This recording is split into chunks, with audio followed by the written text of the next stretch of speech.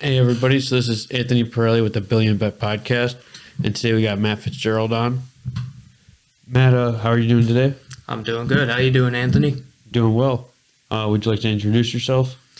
Yeah, sure. So, hi everyone. I'm Matt Fitzgerald. I'm a military historian. I've known Anthony for quite a few years. We go back. How long do you think? At least a couple, maybe 4 or 5. Yeah, definitely. Yeah. So, yeah, you and I, we were in the same scout troop, right? Yeah. Mm-hmm. Yeah, definitely. And where do you go to do military history at? So I currently work at the First Infantry Division Museum. That's at Cantigny Park in Wheaton, Illinois. It's a pretty cool job. I get to work with a lot of fun people, and I meet some of the most interesting individuals you'll probably ever meet in the country, that's for sure. Who notably have you met? I have met several generals, including some from our NATO allies. I've met Medal of Honor recipients, Marines, soldiers, airmen, sailors, just whole broad spectrum of individuals that have served the country. Okay. And is there a specific part that the museum specializes in? So we have several things that the museum does. One is obviously the museum has several galleries that we display the history of the United States Army's First Infantry Division. So that spans all the way from World War I through present day. It's the longest active division in the United States Army. And we have some really neat artifacts on display in the galleries. We have a M4A3E8 Sherman from World War II. We have some of the barbed wire and anti-tank traps from Omaha Beach. And we even have a 10-foot tall section of the Berlin Wall. So, we show some of the most pivotal moments in American military history to the public.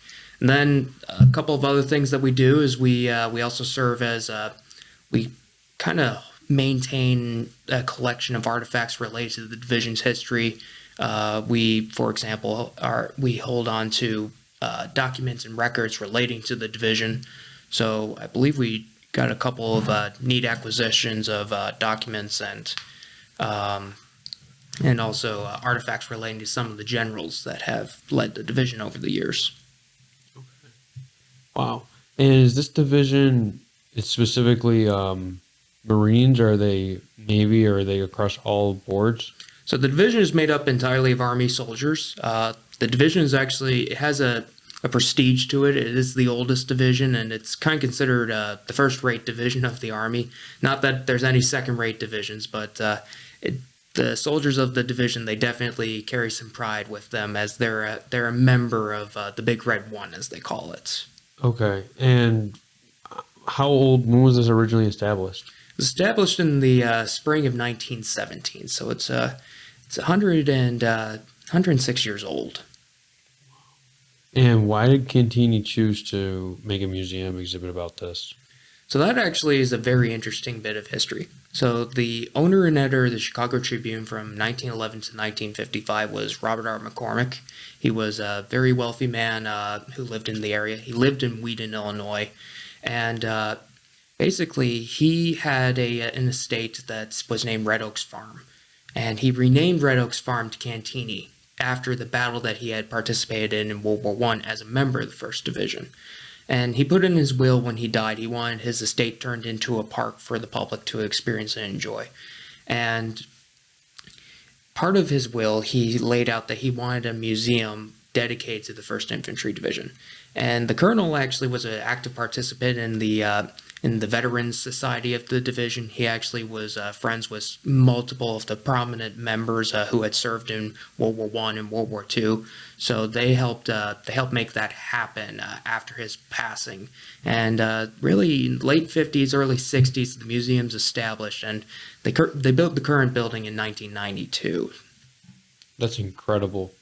And before they had this building built, they were using his actual house? They weren't using his house. They actually converted his old horse stables and garage into the museum. It's quite a good building. At the time, they only had about 2 conflicts to cover: World War I and World War II. The division didn't serve in Korea. It was actively on. It was on assignment guarding Germany on occupation duty, kind of, for about 10 years from 1945 through 55. And part of that was deterring the Soviet Union from invading. We were actually worried that the Soviets were going to invade mainland Europe during the Korean War. Things were getting a little dicey in the early 50s. Wow. And did they ever serve in Vietnam at all? Yeah, so the division was one of the first divisions sent to Vietnam. It served there for about 5 years. The division was there from 65 to 1970. When they were transferred out of Vietnam, they were then transferred to an interesting situation where one of the three brigades would be called a forward brigade, and that was kept in Germany for 21 years. It was heavily stocked with tanks and helicopters and a good portion of men, whereas the other two brigades in the aviation, they were going to be kept in Fort Riley, Kansas, and rotated to Germany in these exercises called reforgers, also known as return of forces to Germany. What are those? So reforger is when the army would mobilize divisions of men in a time span of several days, typically about 10 days at most, and they would mobilize them all over to Germany. Germany was basically where NATO was going to hold the line come World War III, and therefore a lot of countries had forces built up in NATO. The U.S. was most prominent. The U.S. actually also helped build up the German military after World War II in order to face the Eastern Bloc. Funnily enough, the Soviets did the same with East Germany. We were doing it with West Germany, and I always kind of joke a little bit. The modern German army, it gets its roots a little bit from the U.S. Army to an extent. But so basically, the U.S. could actually mobilize several divisions and get them over to Germany in case something happened. But they always kept the forward brigades in Germany well stocked with tanks and men, so that ways they could hold the line for just long enough in order to get reinforcements. I see. That makes sense. Yeah. Good thing it never came to be, though. You'd be surprised how many times throughout history things almost go horribly wrong. It's always cool-headed individuals that prevail, though, thankfully. That's always a good thing.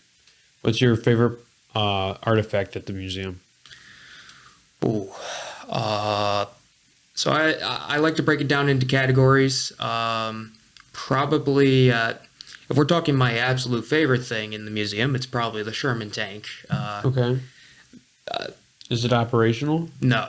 So it can't be operational because it's inside the building. It'd be a little difficult for insurance purposes if it suddenly drove into a wall. But probably the Sherman tank it's actually a very little well known.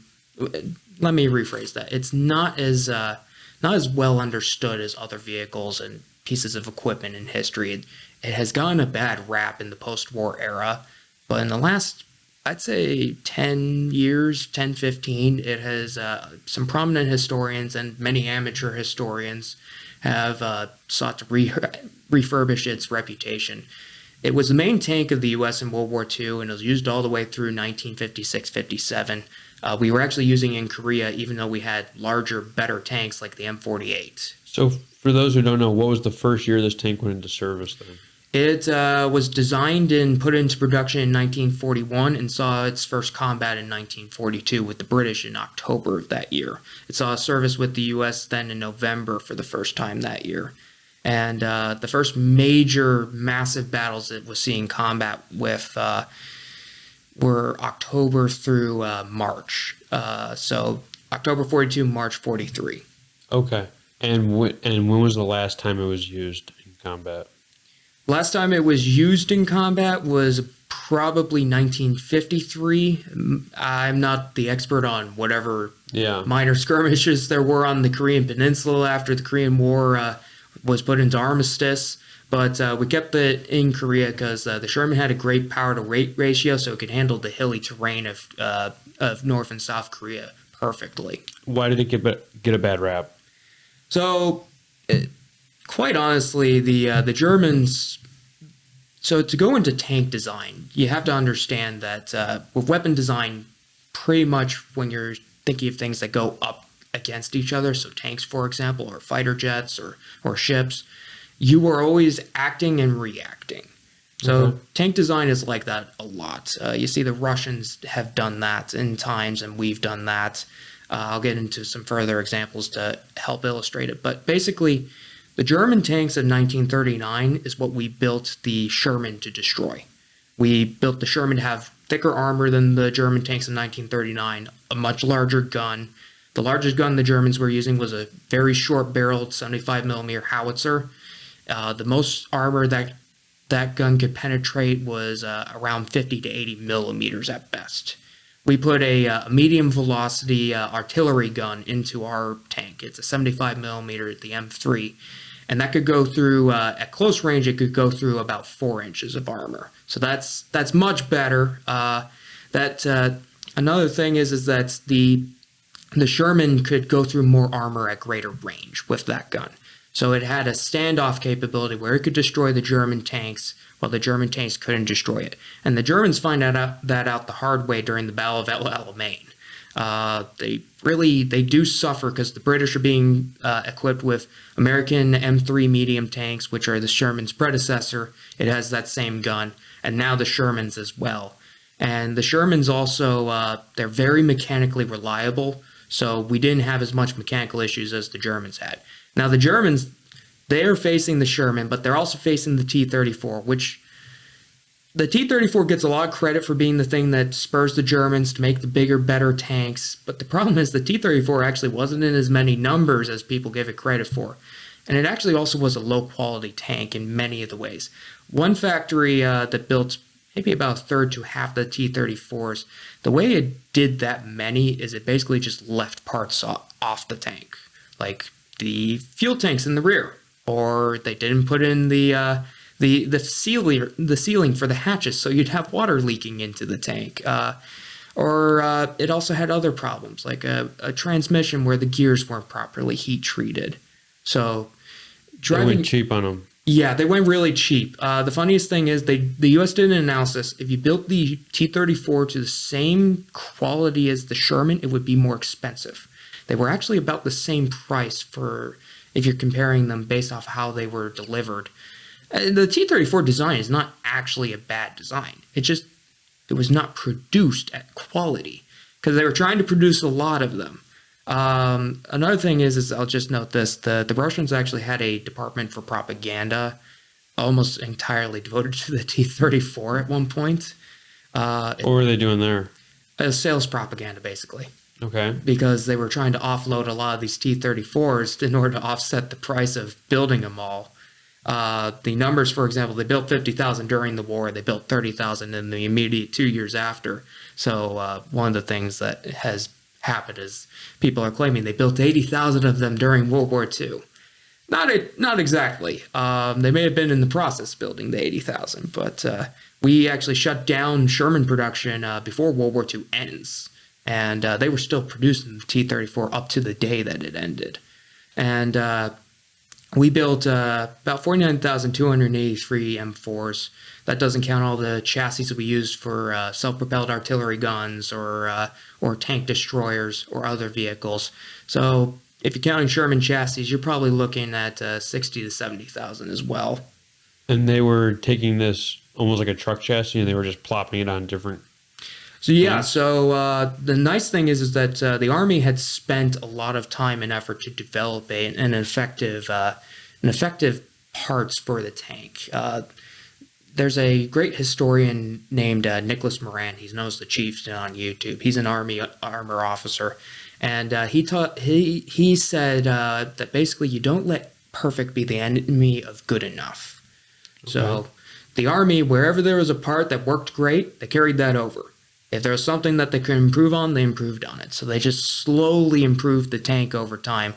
The Sherman's direct lineage actually goes to a tank that was built in the mid-30s. But the Sherman is actually what they wanted as a tank. And they were contracting with the automotive firms like Chrysler, Ford, and GM to produce this, as well as a couple of other firms that built locomotives or industrial parts. And that's actually another reason why the Sherman was a high-quality vehicle, is that basically it was built by the pros.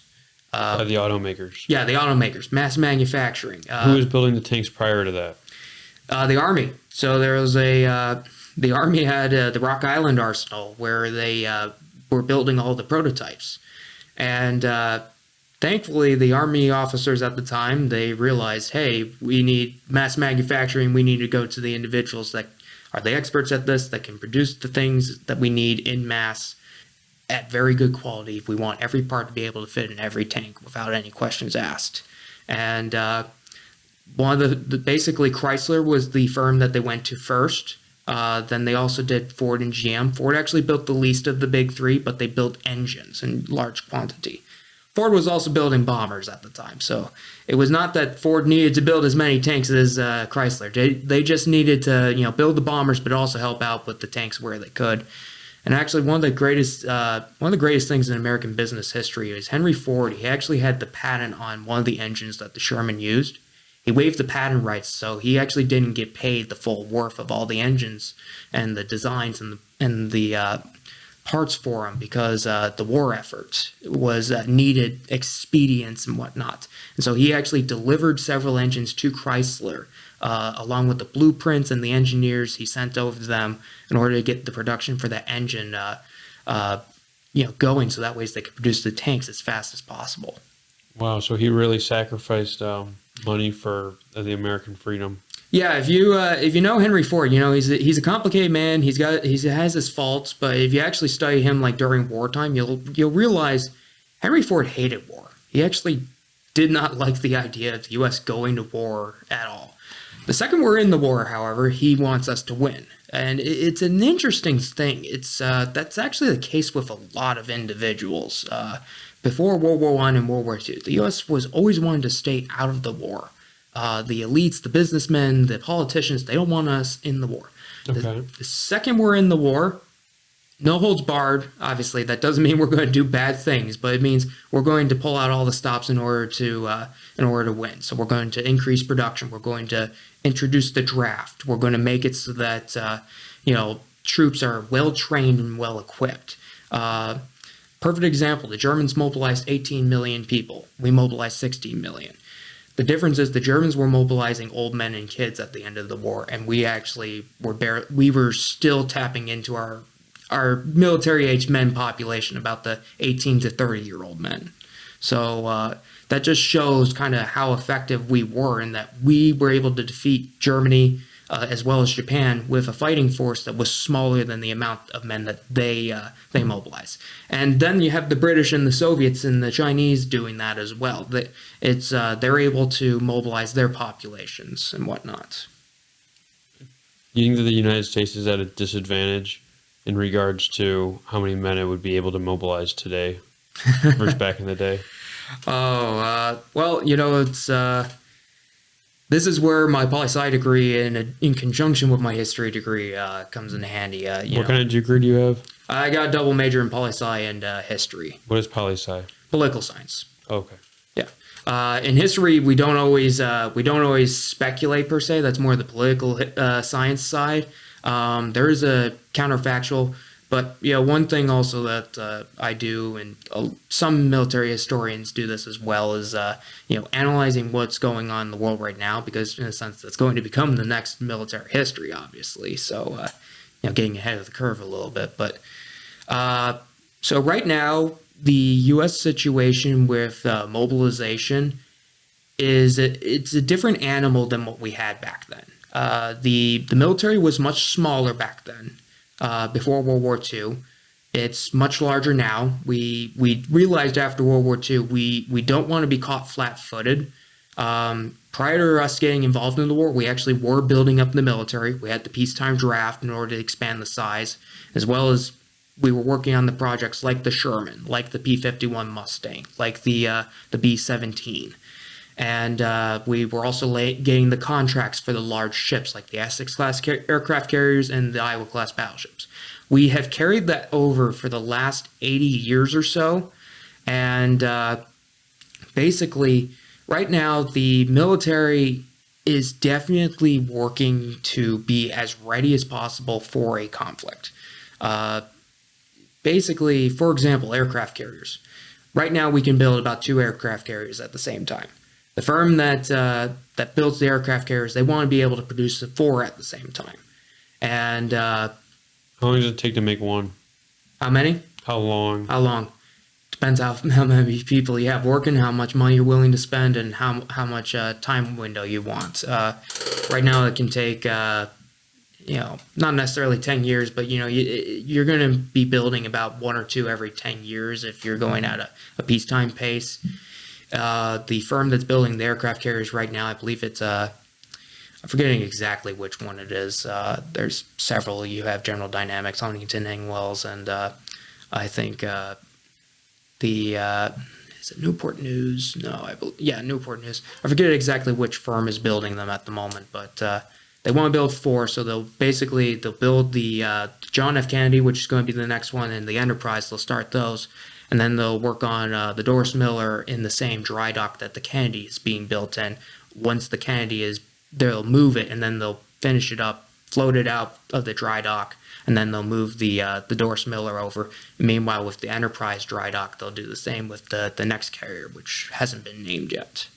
Okay, I see. So we have about 3 that are currently being built or in the stages of getting ready to be built. They want to produce about 10 Ford-class aircraft carriers, and there's currently 1 Ford carrier that's over in the Mediterranean right now, off of the coast of Israel and Lebanon, and basically there's 10 Nimitz-class aircraft carriers right now too. So the Nimitz, they would, in theory, retire those over the next 10 or so years. The first 2 are going to be the USS Nimitz, and then I believe the Harry Truman. How old are those? Nimitz is going on 50 years. It's getting close. They designed it to last 50 years. Keep in mind, when the Nimitz was being built, we were still using carriers that were built in World War II. And we were retiring those, starting in the 70s, 80s, and 90s. The USS Enterprise, which was built in 1960, we retired that and took that apart about 2017 through 2021.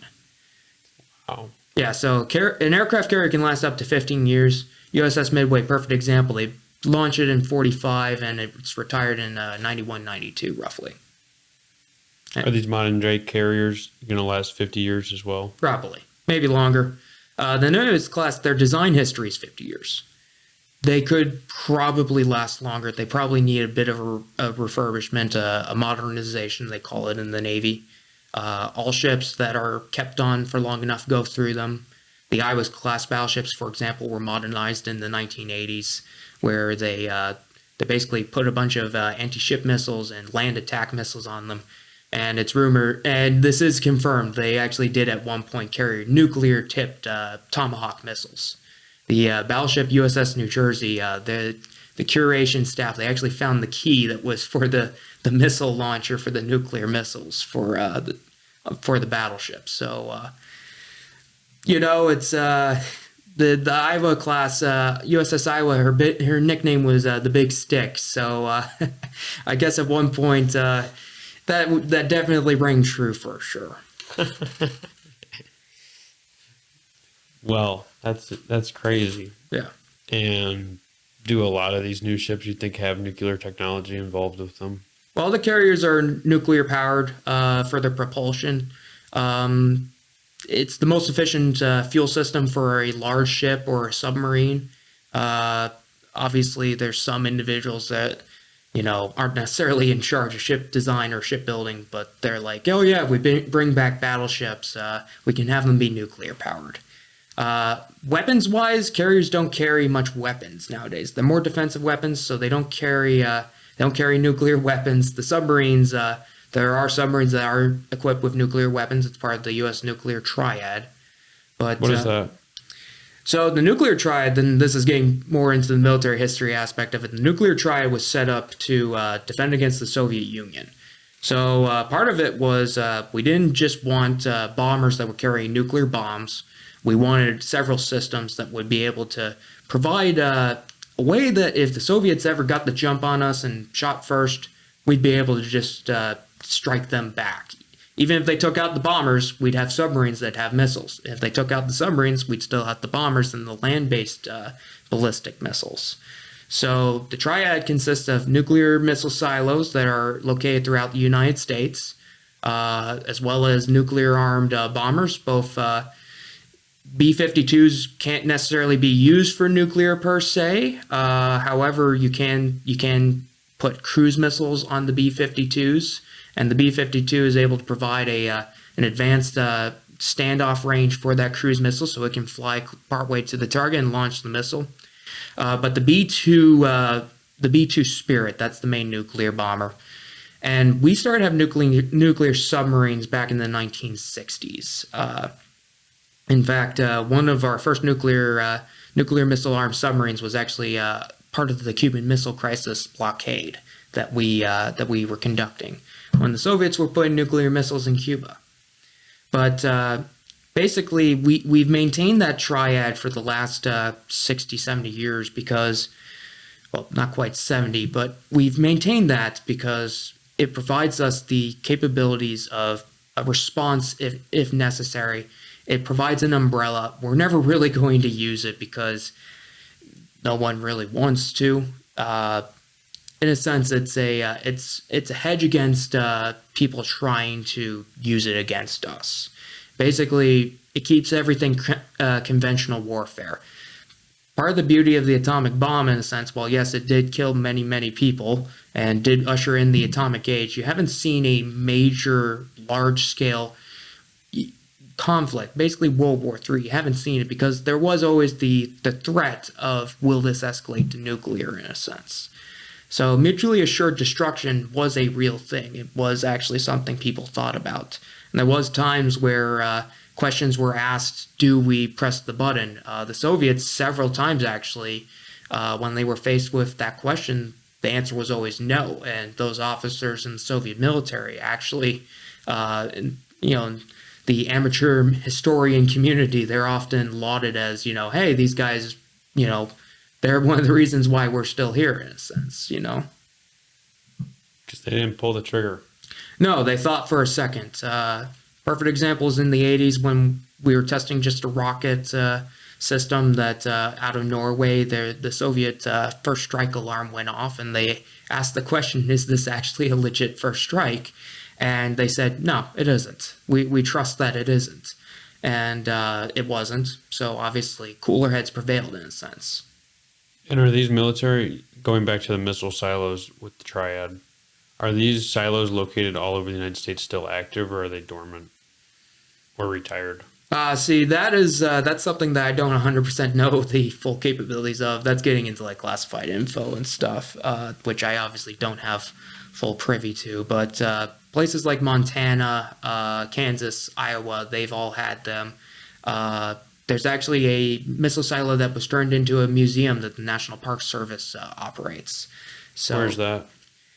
I just saw this actually the other week. I believe it's maybe in Wyoming or in one of the Dakotas. I forget exactly, but they actually have a representation of one of the Minuteman missiles actually still in the silo. It's not the real missile, but it is actually it's a replica of it. So it's about the size of the missile, and it's quite impressive. It's dozens of feet tall.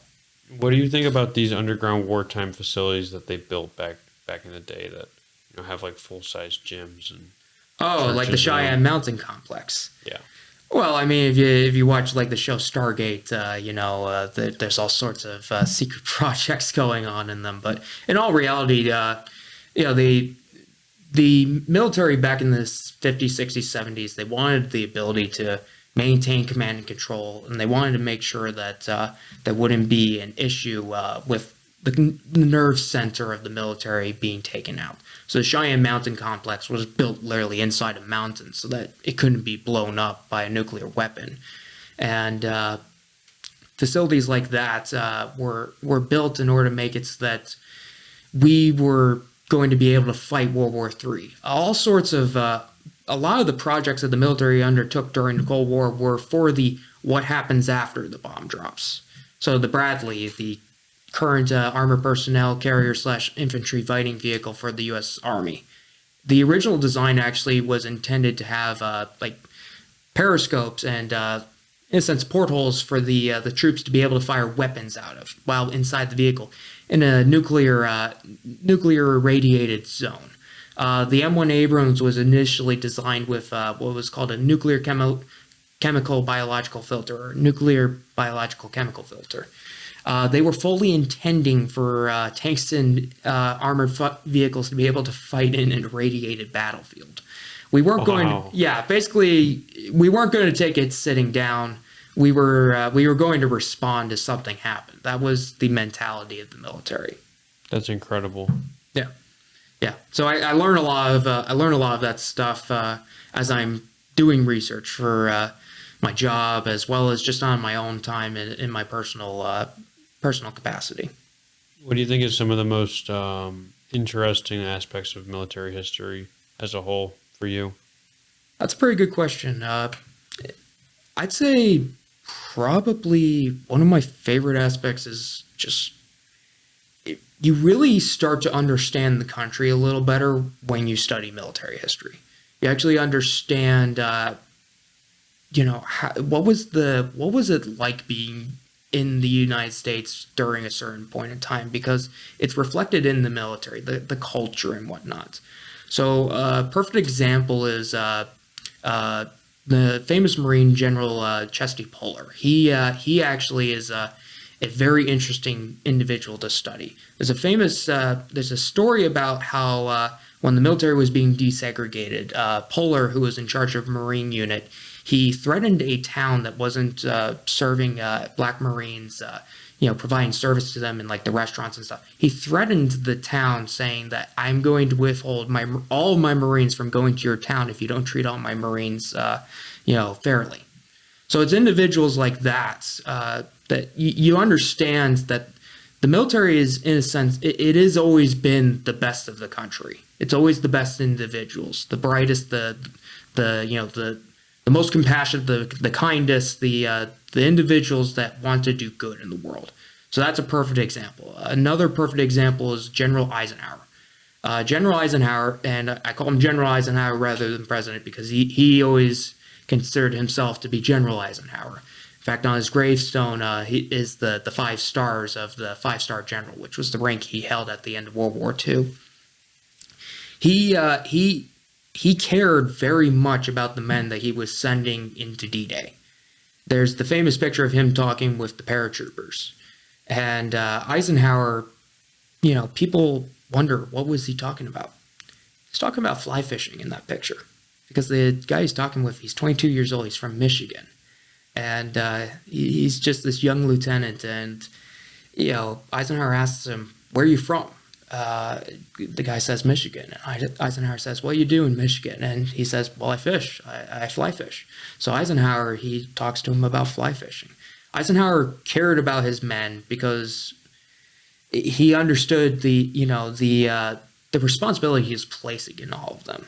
And Eisenhower, when he left office in, I believe, 1960, he went to Normandy and was interviewed by Walter Cronkite. You can see in the interview, because they videotaped it, he's emotional as he's walking through the American cemetery. Because 16 years later, actually, he still bears the responsibility of the fact that he was in command of all those men and that they died under his command, technically, in the operation that he was in charge of. He was fully willing to take responsibility if it had failed. And you can see that in the interview. You can see him be choked up as he's talking. So you get to understand the character of the nation, the character of the nation's leaders, if you study military history. Another perfect example is President Reagan. Many people don't know this. Reagan actually served in the Army in World War II, but he didn't serve in a traditional manner. Reagan's eyesight was really bad, so while he wanted to be on the front in the fight, he couldn't see the broadside of a barn, basically. So he was issued glasses, but his eyesight precluded him a little bit from serving in like the infantry or the cavalry like he wanted to. But the Army had a use for him. They used him in the training films that they would use to instruct troops on. Here's how to use this weapon. Here's the situation in this country that you are fighting in. He is also involved in this program where they used photo reconnaissance. They used planes that flew photo reconnaissance, took pictures of the areas that they were going to launch strategic bombing raids against. And they would build 3D maps, like basically kind of like a 3D train model, if you ever seen like a city or a town on a train set, kind of like that. And then they would put on a system, a camera that would mimic the bomber on approach, and they would carry it over the map. And Reagan was actually involved in basically narrating those films, providing the instructions and the directions for the flight crews and the bombardiers. He was very detailed about what he would say. He had the ability to write the scripts in order to basically inform the troops and the air crews. So he would literally say, you're going to see this building, and this is what it's going to look like during daytime. This is what it's going to look like if you're approaching from the east, from the west. And he did earn the nickname Great Communicator because they actually found with that program, it was increasing the accuracy of American bombing. And it is partially due to how the detail that he would include with the narration.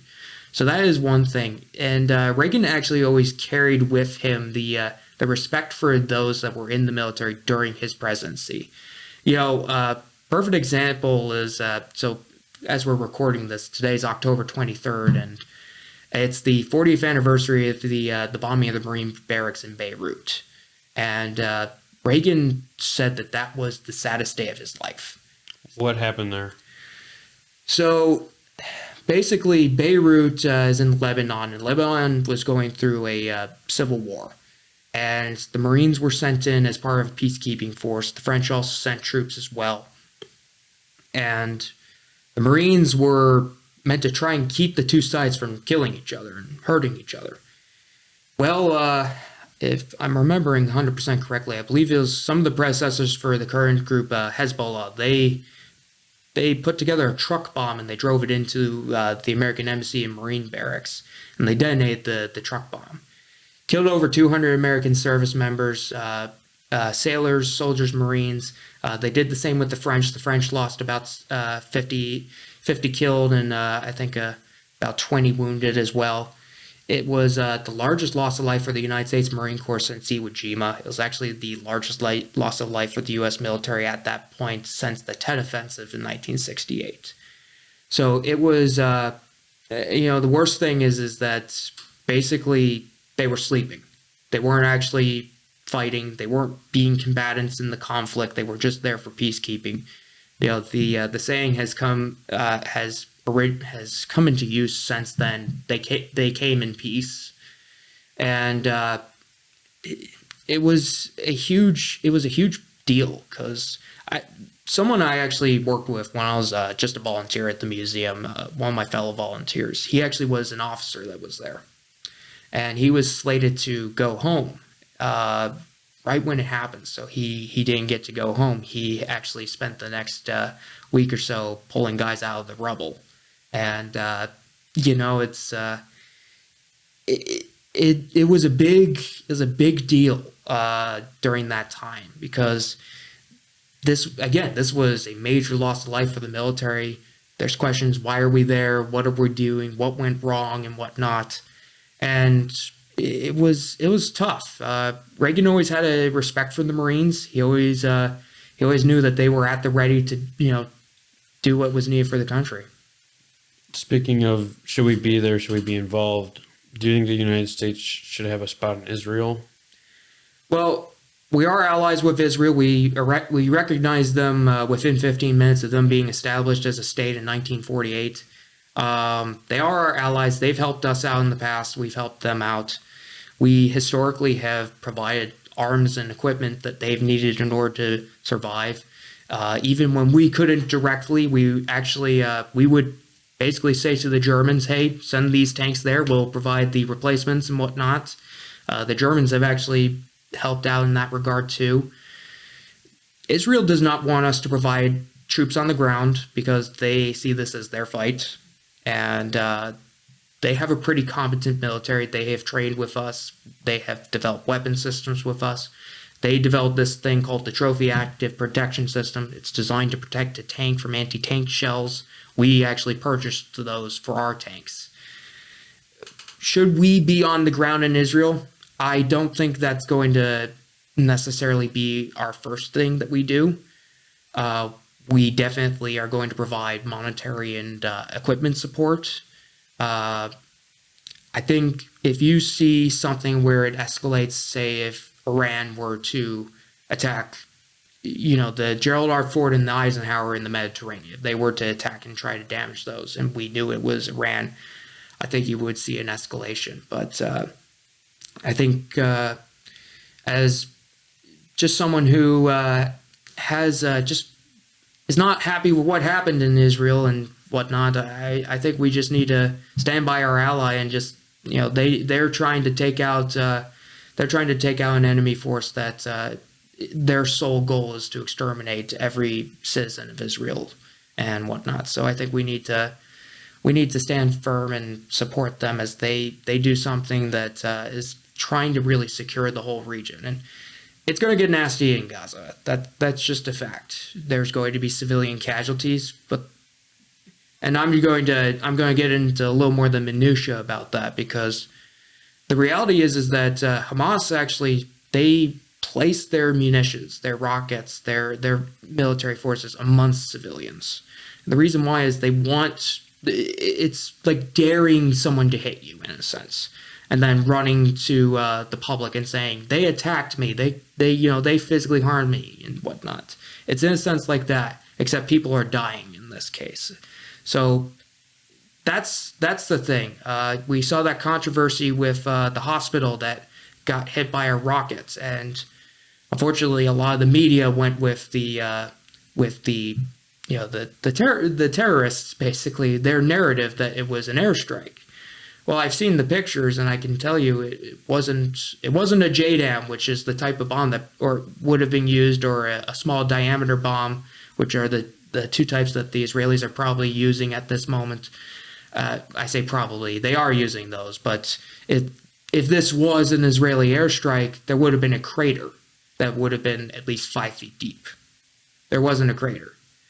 So there's a lot of propaganda that's going to happen as this unfolds, is what I'm getting at. And you shouldn't believe what the individuals who hide their military equipment amongst civilians and puts their weapons and munitions in schools in order to provide a human shield for their military capability. You shouldn't believe what they say, because, well, I mean, why would we believe what ISIS or Al Qaeda would say, is what I'm getting at. 100%. Exactly. Speaking of propaganda, I heard that the United States military just launched this new website, basically with UFO encounters. They're posting videos on them, and they're recognizing them for people to see. Have you ever heard anything like this? This is actually the first I'm hearing about this. It's to be 100% honest, there's been UFO encounters going back quite a few years. Interestingly enough, it's always it's around nuclear sites, air bases, aircraft carriers. There's a lot of servicemen that say they've seen UFOs. I know people who served in the military that say they've seen UFOs. It doesn't surprise me a whole lot. The military definitely doesn't want there to be conspiracy theories about this and whatnot. They want to they don't want to look incompetent. I'm not saying they are incompetent about all this. There's questions that they don't have answers to, and they're trying to figure out. This has been something that they've been working on for a while. The UFO stuff with the military goes all the way back to 1947 with Roswell. So it doesn't surprise me that they launched a website. I haven't seen anything about it, so I'm actually going to look into that a little more now that you mention it and whatnot. I believe it's called ARLO.mil. Arlo. Okay, I'll look into that. The .mil, that is the military's website domain tag. So yeah. Yeah. So you can go on there. There's different videos showing like some from like inside fighter jets, some from doing like recon, and they're like from a gunship, maybe like a camera. Yeah. All different kinds of videos you could see on there of different sorts of objects flying at high rates of speeds, changing direction rapidly. It's I'm definitely going to check that out. I will say this, not that I'm trying to debunk anything, but there's been multiple reports of UFOs in the past when it was really just advanced aircraft testing. So who knows? Maybe they captured like an alien spaceship or something, and we've been testing it. You know, we just don't know. That's the thing. It's if, to shift a little bit, you look at actually paranormal stuff. There's a lot of servicemen that claim to have like paranormal experiences, like they've seen ghosts or cryptids either on deployment or in U.S. bases. Afghanistan actually was one of the most haunted places that U.S. military's fought, actually. How so? So, Afghanistan has a very long history of conflict. Afghanistan is known as the place that empires go to die. I wouldn't necessarily say that was the case with us. I've heard of that, but it's happened with a lot of different people, a lot of different ones before. Yeah, I mean, long story short, Afghanistan has always been where guerrilla warfare it happens. Guerrilla is a term that I believe it's French or Spanish, maybe Spanish, that means non-traditional warfare, meaning hit and run, hiding in plain sight, stowing weapons, waiting for the enemy to pass by. That type of warfare has long been used. The Romans were facing it. The French under Napoleon, they faced it a lot. We faced it for 20 years. It's very hard to stamp out. But the one thing is the Russians. The Soviet Union faced it when they were there, and they actually there's several accounts of coalition troops taking emplacement in places that the Russians had taken up position in order to defend. And I don't know if this actually happened or not, but one story that has made the rounds of the military, of the military history and whatnot, is apparently a U.S. unit had dug in on this hilltop where a bunch of Soviet troops had been killed by the Mujahideen and whatnot, and there were some individuals that were supposedly hearing Russian talking and whatnot. There's other instances where night vision goggles, they'll see something, and when they flip the goggles up and look with their bare eyes, there's nothing there. So it's, could be the eyes playing tricks on you. Who knows? The human mind is not 100%, certain of everything. There's always, in a sense, the reason why scary movies like, Friday the 13th or whatever, the reason why it's able to produce, fearing you, even though it's completely fake, is because the human mind is impressionable. So whether or not there is actual like ghosts and creatures and whatnot, people are at least thinking they're seeing something, and that's the same case as the UFOs and whatnot. There's something that you see, you don't quite 100% know what it is, and your brain is partially trying to figure it out. So you might not know what you're seeing. You might be seeing what you think you're seeing.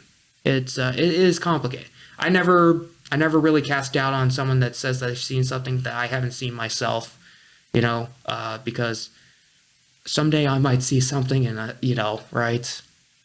100%. 100%. Yeah. So, yeah. And what other questions you got? Military history, what I do, anything, what you got? Let's see. What's your favorite part about working at the museum? That's a pretty good question. Honestly, my favorite part is meeting the vets, getting to know their stories. I actually, everyone thinks it's really cool when they meet a World War II vet. It really is. I always like to say we stand on the shoulders of giants. Those guys were 18 through 26, roughly. Most of them.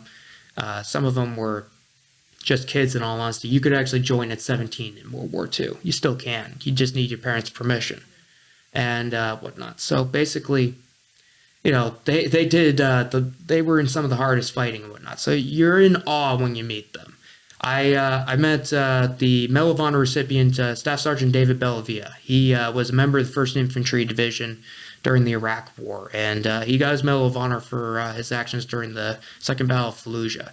He basically cleared a house of enemy insurgents almost single-handedly in order to protect the men that were in his squad, in his unit. And he, room by room, bit by bit, he cleared the house and took out every enemy that was in there. You meet this man, and he's a normal guy. I mean, I don't mean that in a bad way. I mean that in a great way. He's someone you can have a conversation with. You're in awe of him, but he's also just a really nice and cool guy.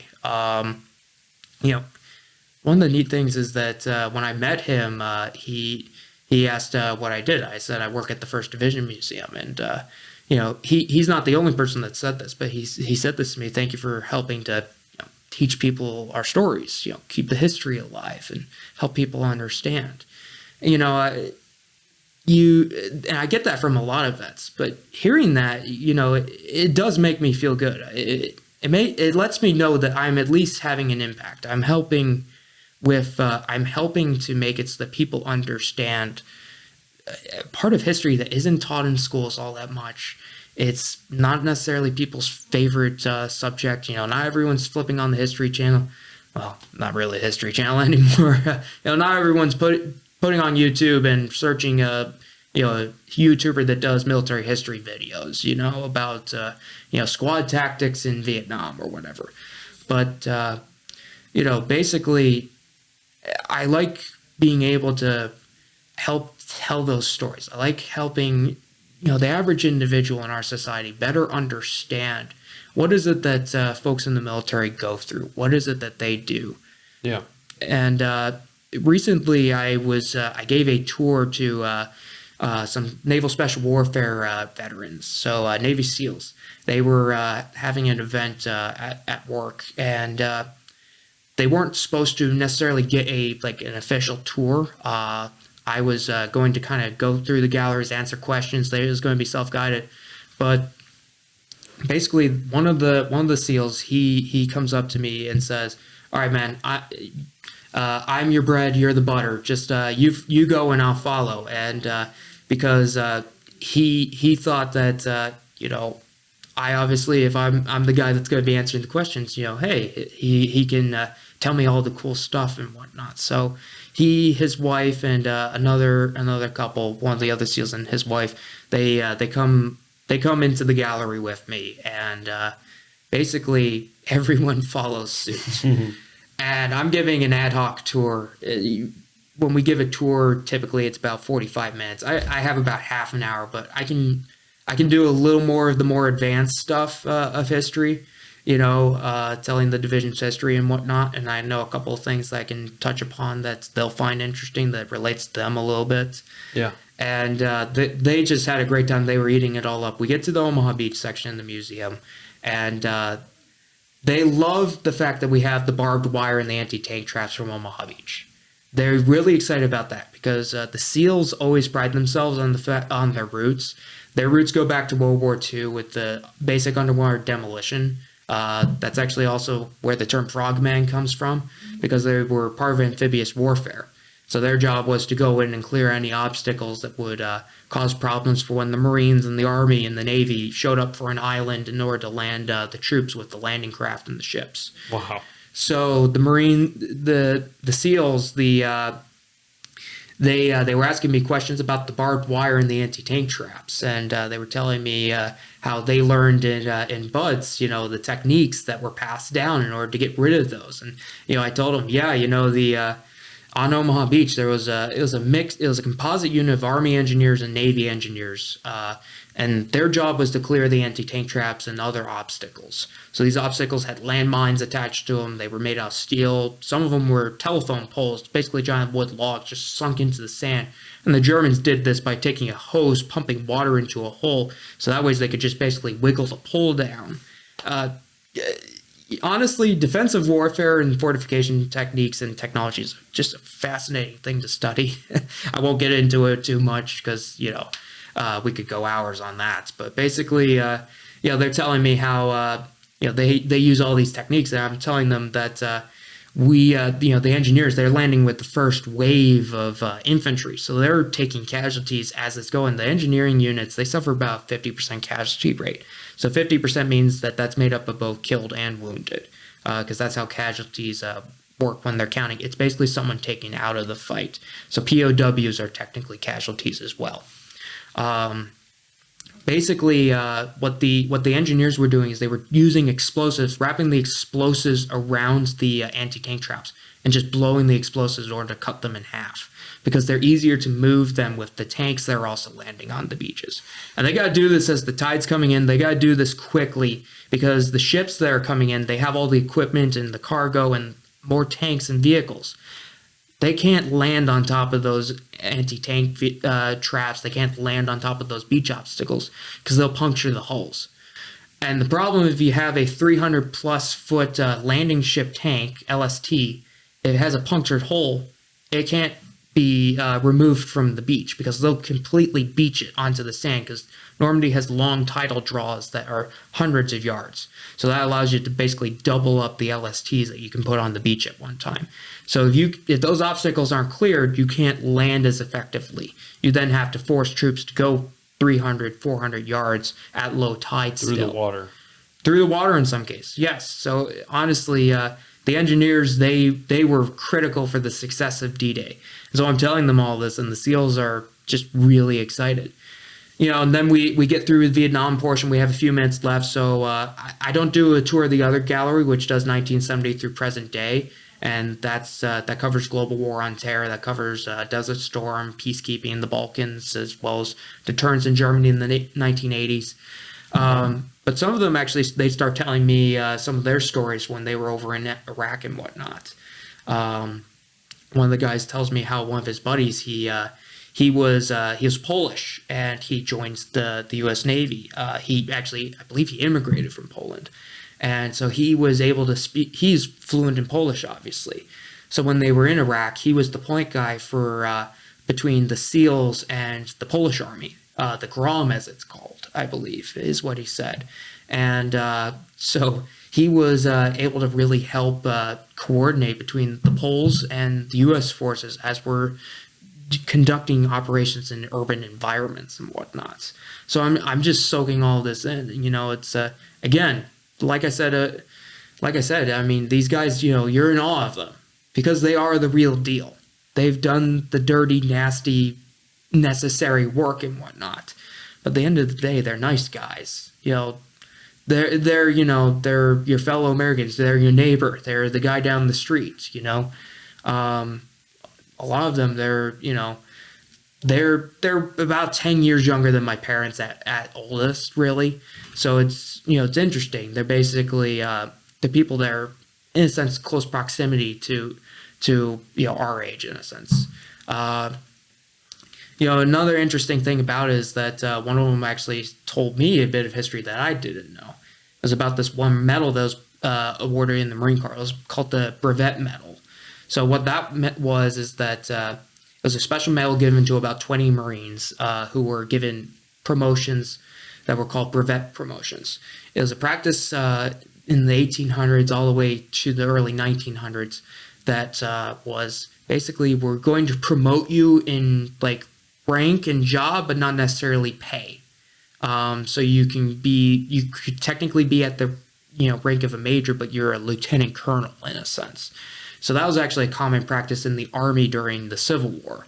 So this is actually one of the most rare medals. It technically is above the Navy Cross in terms of stature and of awards, but it's below the Medal of Honor. There's only about 20 individuals that were given it, awarded it, and those 20 individuals were the last ones that were alive who had been given those promotions.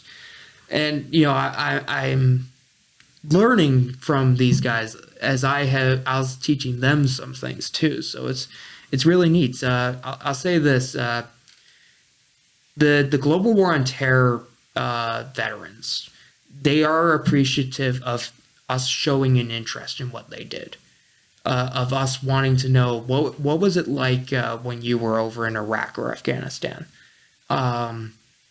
They do like to share the stories, and I don't mean every single individual does, but a lot do actually. I one time had a 2-hour long conversation with an army tanker that was over in Iraq.